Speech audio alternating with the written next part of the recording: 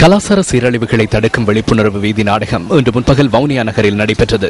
இந்த நிகழ்வு வடமாகாண கல்வி பண்பாட்டு அலுவலர்கள் அமைச்சின் அனுசரணையில் இடம்பெற்றது. இந்த வீதி நாடகத்தில் தற்போதைய இளம் தலைமுறையினரை நாகரீக முகத்தினால் ஏற்படும் கலாசார சீரழிவுகள் மற்றும் தற்கொலைக்கான காரணிகள் என்பன கருப்பொருளாக அமைந்திருந்தன.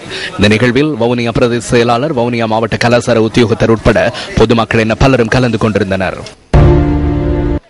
முல்லைத்தீவு முத்தையன்கட்டு பகுதியில் இன மத நல்லிணக்கத்தினை வலியுறுத்தி பேரணி ஒன்று இடம்பெற்றது. இந்த நிகழ்வு இளைஞர் விவகாரம் மற்றும் திறன் விருத்தி அமைச்சின் அனுசரணையில் இடம்பெற்றது. இளைய தலைமுறையினருக்கு ஆன்மீக சிந்தனை என்ற துணைப்பொருளில் இந்த நிகழ்வு இடம்பெற்றது. இந்த பேரணியில் சர்வமத தலைவர்கள் மற்றும் பொதுமக்கள் என பலரும் கலந்து கொண்டிருந்தனர். பேரணியின் பின்னர் முத்தையன்கட்டு இடதுகரை பாடசாலையில் மத தலைவர்களின் போதனைகள் இடம்பெற்றன. அம்பாறை நகர சபையில் அமைய அடிப்படையில் பணியாற்றி 23 சிற்றூழியர்களுக்கான நிரந்தர நியமனம் வழங்கும் நிகழ்வு நேற்று இடம்பெற்றது.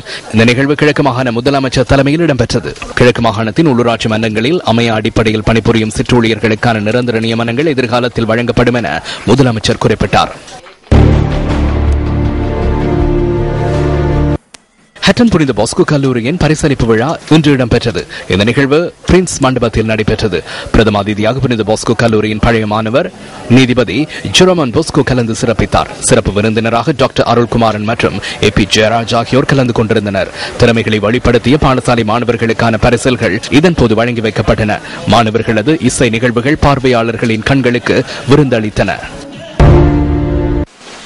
ரக்குவான தினியாய வீதியின் பிரதான பாலம் இன்று மக்கள் பாவனைக்காக திறந்து வைக்கப்பட்டது.